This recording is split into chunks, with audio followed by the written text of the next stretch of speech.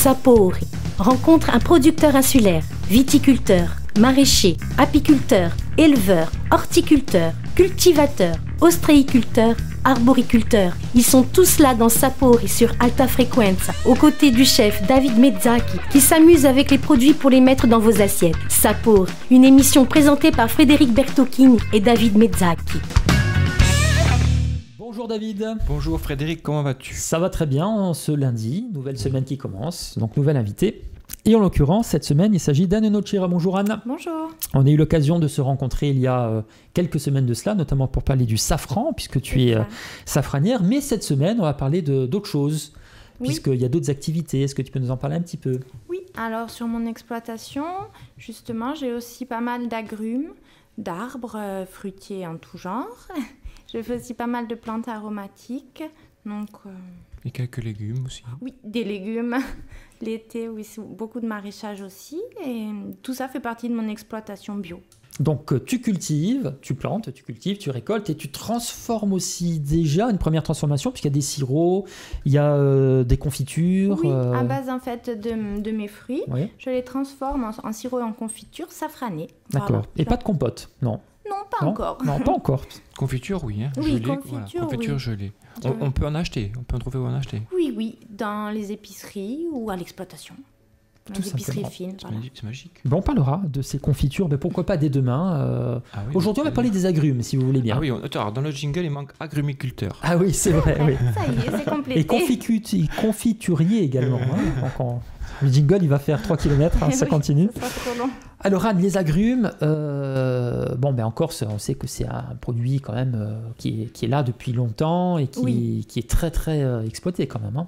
Oui, mais voilà, justement, mon exploitation se situe sur des terrains familiaux avec déjà pas mal d'agrumes plantés et j'ai complété avec une petite collection nouvelle comme les citrons caviar, les wekiwa, les yuzu, les kumbawa, un petit peu tout ça. Ouais, Voilà. on va revenir dans l'ordre là parce que j'avoue que je suis un peu inculte quelquefois.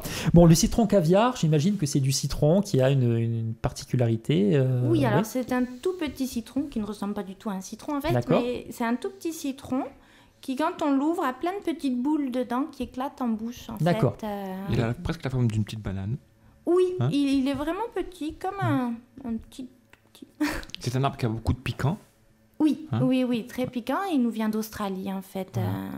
Et le goût, c'est un australique. goût de citron. Alors non, c'est un non goût entre le pamplemousse, le citron et la clémentine. Ah d'accord, donc un peu moins Petit peu acide. Hein. Oui, quand même Ouais. acidulé. Oui, Ouais, oui. quand même. On le met pareil pour garnir des plats ou pour accompagner des coquilles Un Saint-Jacques. tartare Saint-Jacques, voilà. un tartare de gambas, un tartare de Saint-Jacques, un tartare de... Oui.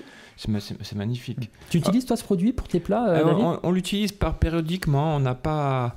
En saison. Voilà, on se fixe pas sur des spécificités tout le temps. On vient apporter quelques notes comme ça sur le citron, sur le kumbava. Toujours, elle m'a apporté le citron noir Le d'Iran. citron noir d'Iran. C'est magnifique. Alors celui-ci, quelle est sa particularité Oh, le citron noir d'Iran, c'est un citron vert en fait qu'on ébouillante et qu'on fait sécher soit sous terre dans du sable ou soit qu'on laisse sécher comme ça. D'accord, donc on ne va pas le mettre sur un poisson par exemple. On peut faire des on peut sauces aussi, qui parfument beaucoup. On c'est infuse, pas... en fait. Voilà, on le fait infuser. On vient infuser une on ne crème mange ou pas une comme sauce. ça. Ah non, j'ai goûté comme ça, c'est un peu sec. Non. J'ai goûté le fruit, c'est un peu sec. Ça parfume beaucoup, voilà. C'est presque justement. confit, tu vois, c'est presque, Ouais. mais bon, c'est pas très agréable en Mais bouche. non. Ça parfume. Le citron, très souvent, enfin je peux me tromper David, mais on l'utilise vraiment, c'est un produit à part entière. On va le mettre sur du poisson, on va le mettre sur des produits.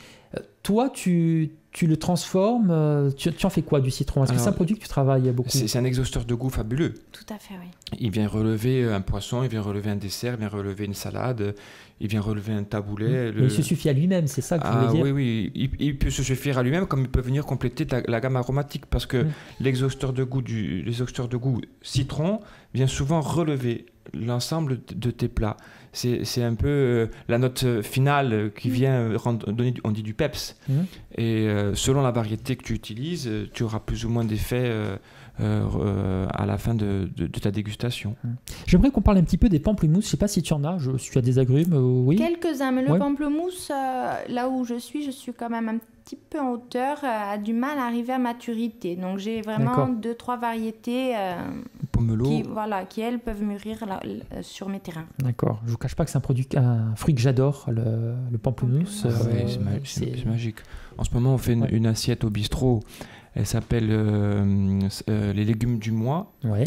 Et dans les légumes du mois, on vient rajouter quelques segments de pomelo.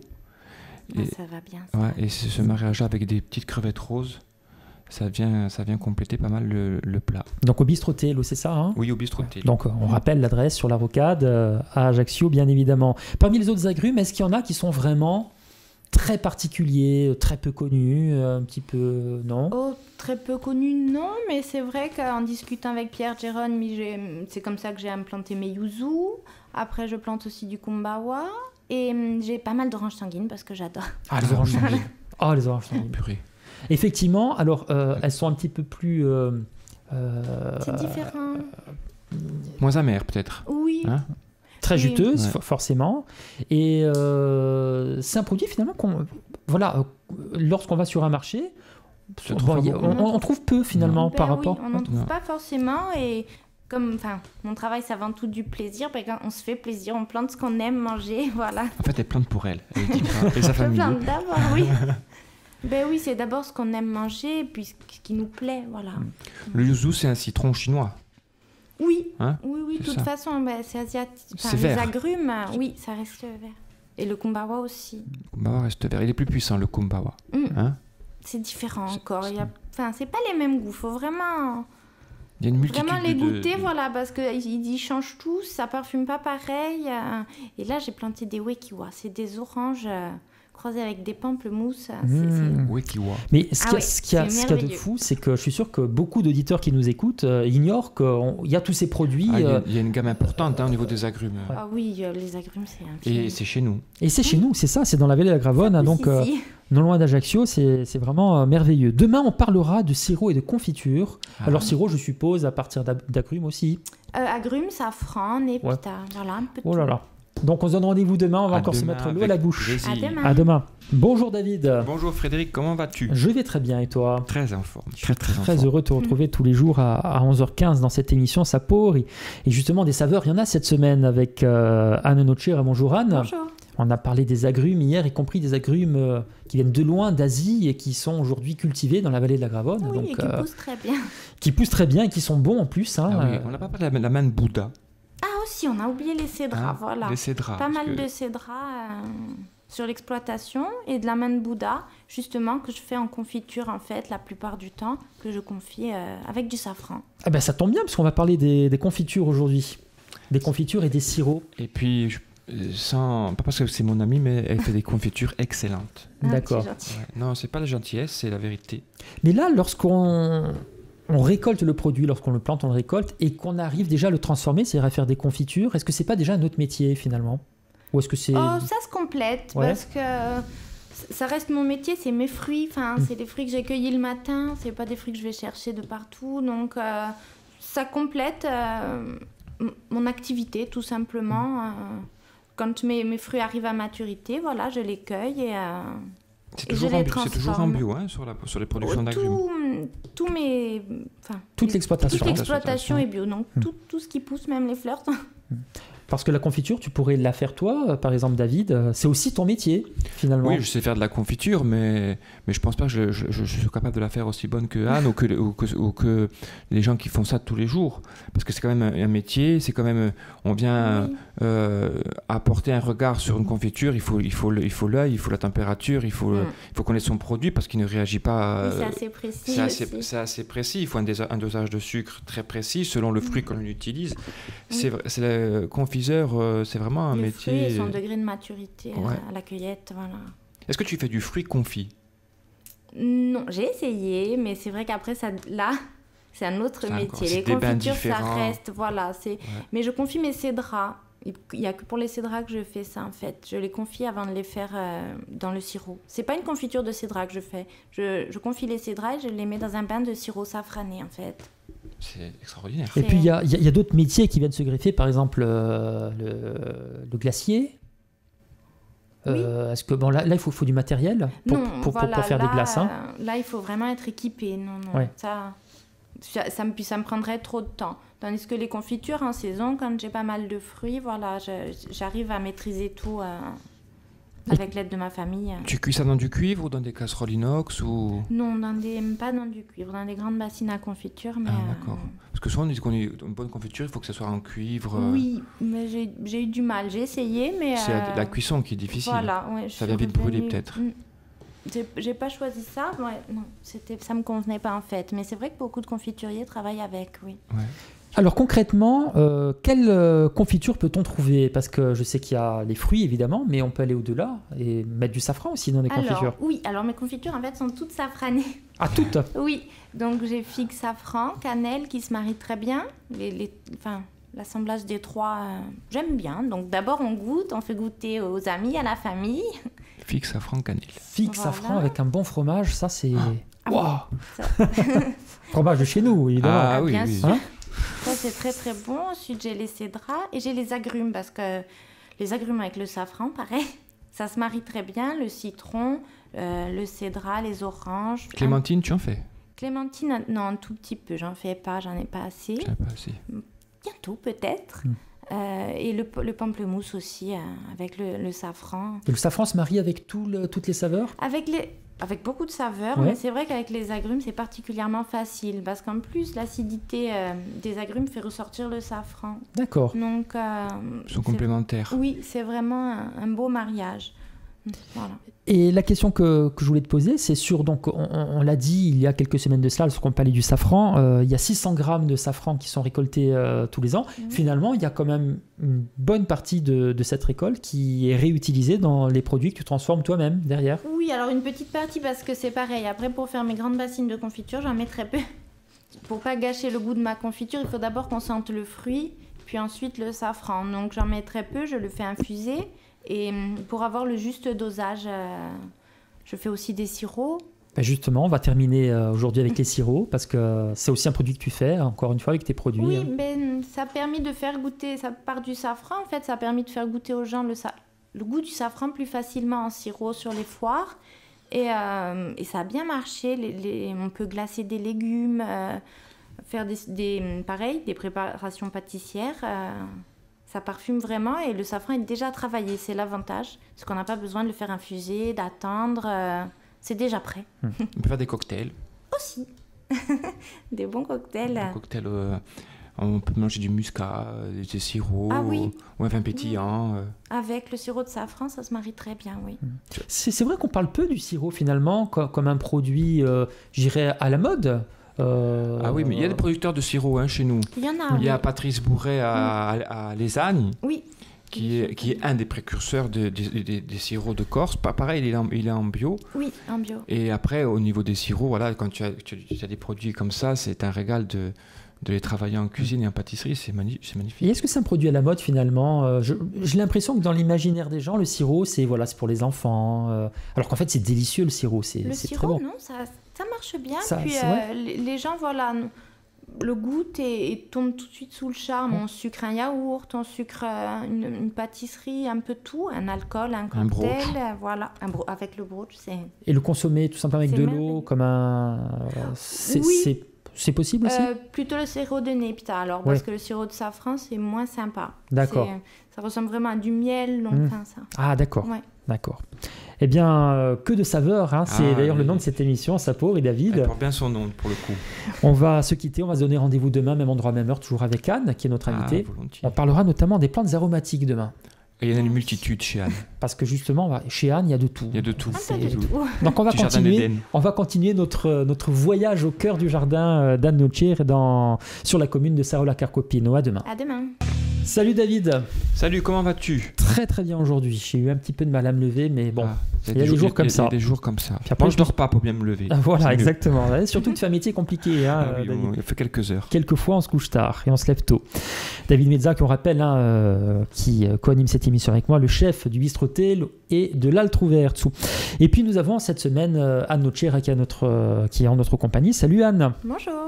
donc qui est agricultrice, on peut employer ce mot. Oui, tout à fait, c'est ça. Ça englobe un peu tous ces métiers. Voilà, c'est parce qu'il y a tellement de choses, safranière, et puis on en a parlé, les agricultrices. Voilà.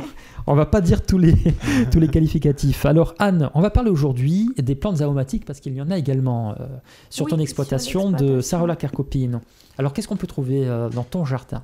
Alors dans mon jardin, on peut trouver déjà beaucoup de variétés de basilic, tout simplement parce que l'été, c'est un incontournable. Ouais. J'ai beaucoup de verveine, de menthes différentes, comme la menthe choco, la menthe pomme, la menthe normale. Ah, la menthe pomme. Oui, aussi. Je connais pas la menthe pomme. Et on a même de la menthe fraise. Ah ouais. Ouais, non, là, il va falloir qu'on approfondisse. Alors, parce que... approfondissons à la menthe pomme. Ouais. Ben, c'est une variété de menthe qui, en fait, comme la menthe choco, quand tu la goûtes, te laisse un arrière-goût de pomme. C'est extraordinaire. C'est fou. Après, son goût de menthe, bien sûr. C'est quelles origines? La menthe, je sais pas. Ah, menthe pomme. Oui. Et après, menthe cerise. Menthe fraise. Menthe fraise. Non. Pas sûr, ça y va, il reste un arrière-goût de fraise pour la oui, mange. C'est un peu plus dur en goût parce que ça se marie moins bien, mais on sent la fraise. C'est-à-dire qu'en rétro, on revient sur le goût de la fraise. Oui. C'est extraordinaire. Et est-ce que ça ne masque pas quelque part le goût de la menthe que l'on imagine? Non, parce que d'abord, vous avez la pleine puissance de la menthe. Oui, quand même. Ouais. Oui. La menthe garde sa... La menthe, ouais. Mais c'est fou quand même, toutes ces variétés. Ah oui, sur les basiliques aussi, il y en a une multitude. Ben, il existe beaucoup de variétés vraiment de tout et de différentes plantes aromatiques, souvent qu'on connaît très peu, mais qui sont assez sympas. Moi, le basilic pourpre, j'adore. Ben, pareil, c'est avant tout une question de goût. On plante ce qu'on aime et le basilic pourpre me plaît beaucoup. Le petit basilic poivré qui est encore différent. Ah oui, c'est des petites feuilles. Hein. C'est des toutes petites feuilles. C'est même plus facile à mettre en cuisine. On n'a même pas à les couper. Donc, c'est poivré, ça a un petit goût vraiment plus poivré. Et le grand public ne connaît pas finalement tout ça. Parce que quand tu vas acheter du basilic, tu demandes un basilic où tu te trouves avec... On voit le basilic génovese, vert, des fois un peu flétri. Pareil pour la menthe. Hein. Moi, je ne pense pas spécialement à dire je veux de la menthe fraise. Ou... Ah non, mais moi, tu vois, menthe fraise, menthe pomme, je ne connaissais pas. Ouais. Je découvre avec vous. Voilà. Donc si toi tu découvres, imagine-moi, qui suis à des années-lumière de ton savoir en la matière, David. Non, mais c'est fou. Sympa de voir ce qui peut pousser chez nous. Et ce sont des produits qu'on importe, qui viennent d'ailleurs et qu'on fait pousser chez nous, c'est ça? Ou qui existaient déjà en Corse? Qui existaient en Corse, non. C'est des variétés qu'on a fait rentrer par curiosité il y a des années. Parce qu'elle fait aussi des tomates, et des variétés de tomates extraordinaires. La tomate bleue... Ah oui, c'est fabuleux. C'est fabuleux. C'est coloré, c'est bon d'abord, parce que là aussi on goûte, on plante, on goûte, si c'est bon, et puis on continue les années précédentes. C'est très ludique tout ça. Si ça nous convient. On va se garder les légumes pour demain, parce qu'il y a encore pas mal de choses à dire, mais j'aimerais qu'on revienne sur les plantes aromatiques. Oui. Ça plante aussi à l'état sauvage, les plantes aromatiques. Est-ce qu'on ne peut pas imaginer, c'est ma question, que les produits par exemple que tu fais, comme la menthe fraise ou la menthe choco, que demain on puisse trouver ce produit à l'état sauvage dans la Gravonne et puis que ça puisse... Non, ça va. Puis je fais assez attention justement à ce que les espèces comme ça ne se propagent pas. D'accord. Et rentrent en concurrence avec nos variétés et nos espèces à nous. Je suis très attentive à... Parce que ça pourrait arriver. Oui, ça pourrait arriver et je n'ai pas envie justement que nos espèces soient en concurrence avec ces variétés importées.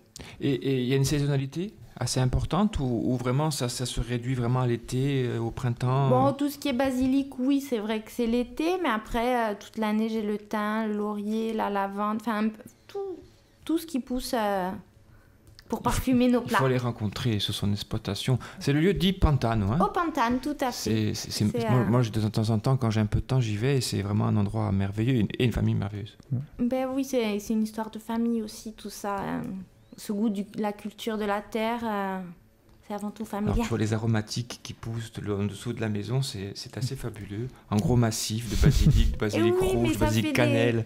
Des couleurs, le basilic thaï aussi, le basilic citron... Et puisqu'on parle de thym, tu sais que j'ai une spécialité, c'est d'ailleurs le seul plat que je sais faire, ce sont les lasagnes. Et je mets du thym dedans. Je ne sais pas si toi tu en mets aussi. Moi oui, mais surtout dans la sauce. Oui, évidemment, dans la sauce. Dans la sauce, thym romarin. Tu en fais du thym et du romarin aussi? Oui, bien sûr. Thym citron. Thym citron, c'est fabuleux. C'est le thym qui a une feuille très pointue et très aromatique. et tu as vraiment le goût du citron. Oui, il a le contour jaune un petit peu de la feuille. Et la souche ananas aussi, j'ai un peu de La souche, c'est pour les mauvais esprits. On peut être dans le jardin pour les mauvais esprits, pour faire partir les mauvais esprits. Et puis je suppose qu'il doit y avoir des odeurs fabuleuses dans ton jardin, parce que ce sont des produits qui sentent fort quand même. C'est merveilleux parce que quand on cueille et qu'on ramène pour faire les bouquets, c'est enivrant. C'est vraiment des odeurs, des couleurs merveilleuses. Alors, il y a une qualité extraordinaire chez Anne au niveau de ses produits. Bon, au niveau humain, j'en parle pas parce que il faudrait la connaître pour dire que je disais la vérité. Mais il y a une qualité énorme dans ses produits. Elle avait honte de vendre ses produits. Oui. Ah bon? Ah oui. Oui, c'est vrai. Pourquoi? Mais et pourquoi? C'est extraordinaire. Souvent, c'est avec des amis. Alors, ça pousse. Nous, on lui dit, bon, maintenant, tu vas nous faire la facture. Mais en fait, ce sont des choses qui poussent, donc pourquoi? Voilà. En fait, ça devrait être gratuit. Voilà, ça doit être gratuit. Voilà. C'est des pousses qui- Une espèce boulot, de quand même. don d'Anne Nochir qui vient vous faire un don de ses légumes, de son travail. T'apportes des massifs de basilic. Et puis, moi, je dois rien, mais ça va pas. Oui, ça pousse. Enfin, ça pousse sur les arbres. Tu veux que je te vende ça? Enfin, à un C'était moment ça, donné, pratiquement, ouais, c'était à ça. un moment donné, il faut quand même gagner sa vie. bien Et surtout, sûr. on a vu il y a quelques semaines, lorsqu'on a parlé du safran, le boulot que ça c'est nécessite. énorme. Hein. Oui, C'est une ça reste mobilisation du de toute la travail famille. quand même, mais bon, quel travail en plein air. C'est pas du travail. Ouais. On sent C'est une de la femme passion. passionnée. Ah hein. oui, la passion. Ouais. On se quitte. Demain, on continuera de parler du jardin d'Anne, Nochir, en parlant des légumes notamment. Aussi. On va voir Oui. si tu es aussi passionné que Sébastien Bonnard. Ah oui, c'est un fou de oui, légumes. hein. Sébastien. Professeur Tournesol. Voilà. Donc à demain, on parlera des légumes. À demain. Bonjour et merci de nous rejoindre sur Alta Bregouane, ça s'appelle votre rendez-vous du matin, 11h15 avec David Mézac. Salut David. Salut, comment vas-tu? Très très bien C'est l'heure de aujourd'hui. l'apéro. C'est l'heure de l'apéro. Eh bien, on va le prendre avec Anne Nochir, qui est notre invitée cette semaine. Salut Anne. Salut. Qui est donc agricultrice sur la commune de Sarola-Carcopine. On parle de son jardin cette semaine, après avoir le parlé jardin. de son safran, qui se trouve également, qui cultive aussi dans son jardin. Mais cette semaine, on s'intéresse vraiment aux agrumes, aux confitures, aux sirops et aux légumes, puisqu'il y a aussi des légumes, Anne, chez toi. Oui, il y a aussi des légumes en fait. Donc, mon idée d'exploitation au début, c'était d'éviter à tout prix aussi la monoculture, que tout pousse, de pouvoir trouver un peu de tout. Et les légumes font partie de ce qu'on cultive souvent l'été. Et puis, ce sont des produits qui sont très demandés en même temps, hein, les légumes. Bon, c'est, Oui, aussi, quand même. Il y a ouais. de la demande, oui. Alors, que peut-on trouver concrètement chez toi? Alors, moi, ce que j'adore, c'est les tomates. Donc, on peut trouver pas mal de tomates, de toutes les couleurs, de toutes les formes. Pareil pour les courgettes, de toutes les couleurs, de toutes les formes. Courgettes jaunes. Oui. Magnifique. Il y a beaucoup de variétés là aussi. Hein. Beaucoup de variétés différentes et surtout de la couleur dans les paniers, voilà. Ouais. En fait, elle est peintre. On peut faire Exactement. des palettes Voilà. de couleurs, oui. Palette de couleurs. Des fois, vous pouvez la suivre sur Facebook et vous allez voir les palettes de couleurs qu'elle a sur ces petits paniers. Elle fait exprès d'ailleurs le matin de bonheur et vous balance ça sur Facebook avec toutes les couleurs de sa Après production. la cueillette, oui. Non, mais c'est ce qui est joli, c'est ce qui est agréable aussi dans le travail, c'est voilà, de pouvoir faire ce qu'on aime, mais faire quelque chose de joli aussi, de féminin. Bah oui, c'est parce que j'ai vu des photos aussi de Sébastien. Là, c'est plus Ah oui, brut de c'est plus décoffrage. masculin, Ce sont voilà. des caisses, voilà, Oui. c'est lourd. Donc on voit effectivement la différence entre Sébastien Bonnard et Anne Nochir, Ah oui, avec touche cette féminine. petite touche de féminité. Ah oui, oui. Effectivement. Donc toi, David, les légumes, bah, forcément, c'est un produit phare. Hein, toi qui. Oui, moi j'adore les qui est tomates. chef. Les tomates. Bon, il faut que je dise que papa, mon père, Aussi. produit des tomates. Il faut que je le dise, papa, tu produis des tomates. Et on l'utilise beaucoup chez nous, mais on a Très la bon. chance d'avoir Anne qui nous produit des tomates magnifiques avec Sébastien. Et la tomate ananas, la tomate noire, la cœur de bœuf, toutes les petites tomates, je dirais genre tomate cerise. Tomates cerises de toutes les couleurs. C'est à la Des mode, couleurs. ça. Hein, j'ai l'impression tomate cerise. Hein, C'est non bon, Oui. c'est facile à manger, ça plaît. Et pareil, après, on est fiers quand on les voit dans les assiettes. Quand on voit ces couleurs dans les assiettes que David fait, c'est une fierté quelque part de savoir qu'on a travaillé un peu pour ça.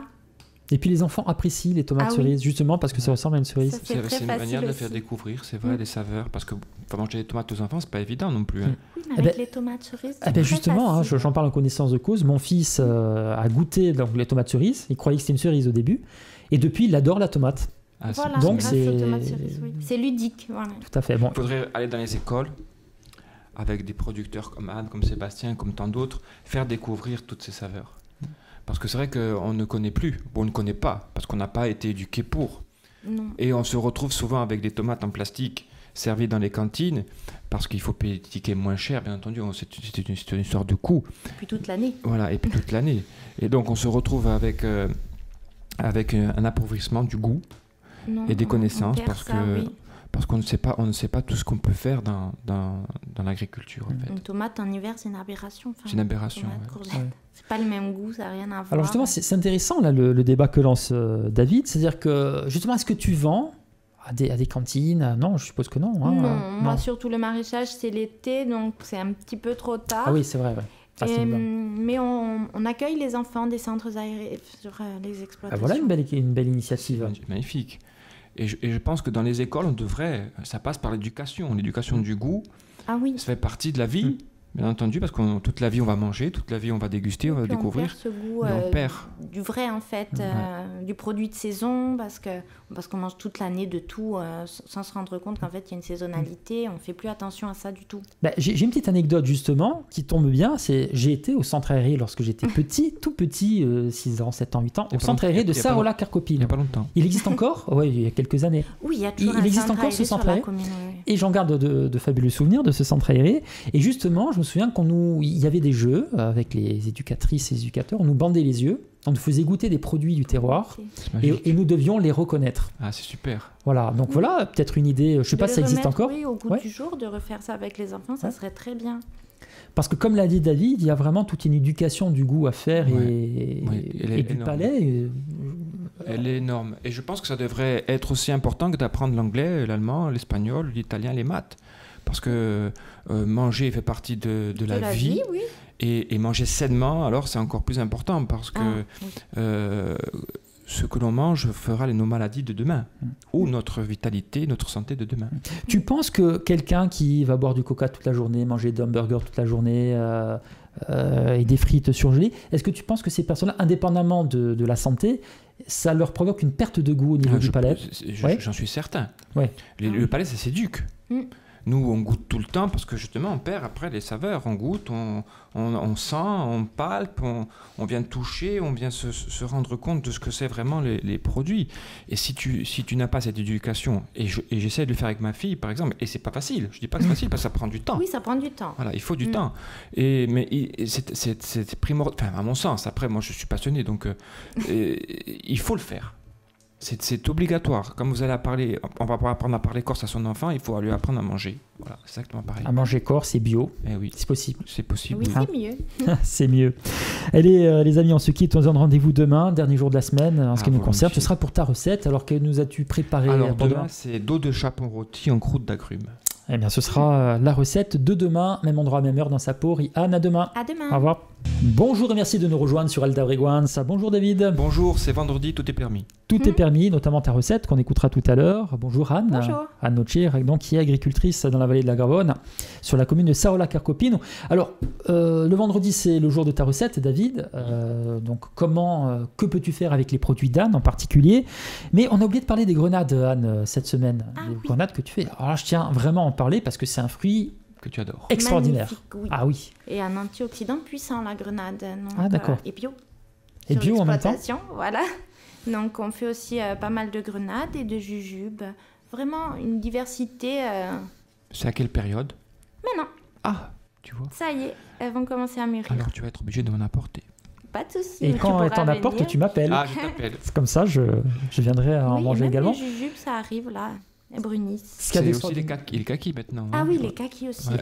Plus pendant le safran. Ah oui, octobre-novembre. Oui. Ce qu'il y a d'extraordinaire dans la grenade, c'est le moment où on la déguste. Ah oui. Et on comprend pourquoi on appelle ça grenade, en fait. Parce qu'on s'en met partout. Non, mais ça fait partie du truc, en fait. Je ne sais pas si vous êtes d'accord avec ça. On en a partout. Ouais, ça paraît rigolo, c'est ça clair. saute dans tous les sens. Bon, enfin bref, on va pas faire une émission sur la grenade, mais on va parler de ta recette du jour. Donc, avec les produits d'Anne Nocci, qui était notre invitée cette semaine. Je vais la solliciter. Que peux-tu faire, David? Alors, dos de chapon rôti en croûte d'agrumes. Donc, le chapon, le poisson, pas le poulet castré. Donc le chapon, parce que bien entendu nous on travaille beaucoup le poisson. Alors pour 4 personnes il vous faut 2 chapons d'1,5 kg, 2 tomates, une gousse d'ail, une pomme de terre, un citron. Lequel? Caviar, oui, allez. Une orange sanguine, pourquoi pas. Oui. 5 centilitres de vin blanc, 5 centilitres d'eau, 8 feuilles de basilic. Le poivré. Poivré. Et tout ça fonctionne, hein. Tout ce que nous dit Anne, ça fonctionne. Bon. 8 feuilles de menthe. Oh, menthe peut-être fraise. même la menthe choco, elle est un peu plus puissante en Menthe goût. chocolat, une branche de népita à utiliser avec parcimonie, de l'huile d'olive corse, sel, poivre et quelques herbes. Thym, romarin. Voilà, c'est vraiment très aromatique tout ça. Alors comment on va procéder? On va écailler, vider les chapons et on va lever les filets. L'arête et la tête, on va les garder pour faire un fumet, pour mettre dans la soupe, pour plus tard. Donc on va prélever les filets, on va les inciser et on va les réserver au frais. Pendant ce temps-là, on va laver les tomates et les pommes de terre, on va les couper en rondelles avec les agrumes. Donc tous les légumes, tomates, pommes de terre et les agrumes sont coupés en rondelles. Dans un plat qui ira au four, genre plat à rôtir ou plat en terre que l'on peut utiliser au four, on va disposer sur le fond une couche de pommes de terre. Pourquoi les pommes de terre? C'est pour pas que le produit final, c'est-à-dire le chapon, vienne se coller à la plaque et puis après, quand on vient tirer, on vient casser les chairs en fait. Ça gâche. Donc ça va faire une sorte de protection lors de la cuisson. On va disposer les dos de chapon sur l'ensemble des pommes de terre. On va ajouter un peu d'eau, on va saler, poivrer et parsemer avec les herbes que l'on aura coupées, le basilic, la menthe, la népita et le thym et le romarin. Donc on vient parsemer comme ça par-dessus nos poissons. Sur chaque poisson, on vient disposer une rondelle de tomate, une rondelle de citron, une rondelle d'orange ou de pomelo ou ce que vous voulez pour agrémenter tout ça. Un peu de menthe, un peu de basilic comme je l'ai dit. Autour, on vient mettre une petite gousse d'ail en chemise, donc avec la peau. Et on va arroser d'un filet d'huile d'olive. On peut utiliser aussi une huile de noisette ou une huile de safran, pourquoi pas. Et on va enfourner au four chaud, on enfourne toujours à four chaud, durant 10 à 12 minutes, selon l'épaisseur du filet de chapon. Le filet de chapon, vous avez vu, c'est la base au niveau de la tête est assez épais, et puis ça vient finir très très fin au niveau de la queue, donc on n'a pas une cuisson uniforme. Donc il faut cuire jusqu'à ce que la base la plus épaisse soit nacrée. Il ne faut pas trop cuire le poisson parce qu'après ça devient farineux et c'est pas bon. Alors il faut perdre cette habitude de manger le poisson trop cuit. Je prends toujours l'exemple, si on vient presser une orange ou un fruit ou un agrume et qu'on vient après essayer de manger ce fruit, c'est sec, c'est pas bon. Et bien une viande d'un poisson c'est exactement pareil. Si on en vient exprimer l'ensemble de son jus par une cuisson trop importante, le produit devient sec, n'en déplaise à certains. Alors ensuite, à mi-cuisson, c'est-à-dire au bout de 6 minutes, on vient déglacer avec le vin blanc. Alors si vous n'avez pas de vin blanc, un petit peu d'eau ou un jus d'orange ou un jus de fruits, c'est à vous de voir. Mais on vient déglacer pour justement que tous les sucs de cuisson viennent s'harmoniser. La menthe, je suis sur le safran, la menthe, la pomme de terre, les agrumes, tout ça vient s'harmoniser. Donc on vient déglacer un petit peu. Et on vient nourrir, avec tout ce jus, pour finaliser la cuisson, on vient nourrir notre poisson. Tu vois, ça vient le nourrir, ça sera que plus gourmand et bien savoureux. Et on termine la cuisson. Une fois que c'est cuit, bien entendu, on le sort du four, on laisse reposer un petit peu pour que le jus vienne reprendre sa place. On oublie souvent que quand on cuit un poisson, une viande, un rôti, un gigot ou tout autre aliment, il faut le laisser reposer pour que le sang, le jus, revienne prendre sa place. Et à ce moment-là, on a un produit qui est cuit uniformément. Et on peut servir ça avec une ratatouille, un flan de légumes, d'Anne Nochir, un riz basmati, une petite poulinte de maïs. Et on sert ça, bien entendu, chaud. Mais ça a l'air vraiment très bon. Et j'imagine que, Anne, lorsque tu écoutes cette recette de David, avec donc les produits de ton jardin, bon, mis à part le poisson évidemment, il y a quelque chose de magique finalement. Oui, c'est une fierté de voir comment il les transforme, comment ce qu'on a vu pousser de la graine aux fruits ou aux légumes arrive à être sublimé dans un plat de David. C'est même pas sublimé en fait, parce que quand on a des bons produits, souvent les chefs sont un peu montazègues. Je viens sublimer, les mets en valeur. Voilà, c'est tout. Voilà, parce que quand un produit il est bon, il est de qualité, en fait, le cuisinier n'a pas grand-chose à faire. À la limite, il ne fait pas grand-chose. Il vient juste disposer des... Ouais, ben là, quand même, je ne suis pas sûr avoir les capacités de faire cette recette. Je suis sûr que tu l'as fait facilement. Oui, celle-là, je peux la faire. Bon. À la limite, je te montre comment on lève un filet de poisson, c'est le plus technique. D'accord. Oui. Après, le reste, c'est vraiment un fastoche. Bon, si tu as besoin d'un commis un jour, pourquoi pas. Formation. Petite formation accélérée. Merci beaucoup Anne Notcher d'avoir répondu à notre invitation. N'oubliez pas le podcast audio-vidéo www.alta-frequenza.com pour écouter ces émissions en audio et également en vidéo, puisque maintenant nous avons les caméras qui nous scrutent. David, on se donne rendez-vous la semaine prochaine. Avec plaisir, merci. Et on te retrouve évidemment au Bistrotel et à l'Altre Ouvert. Soit très bientôt. À bientôt, merci. Au revoir. Au revoir. Merci.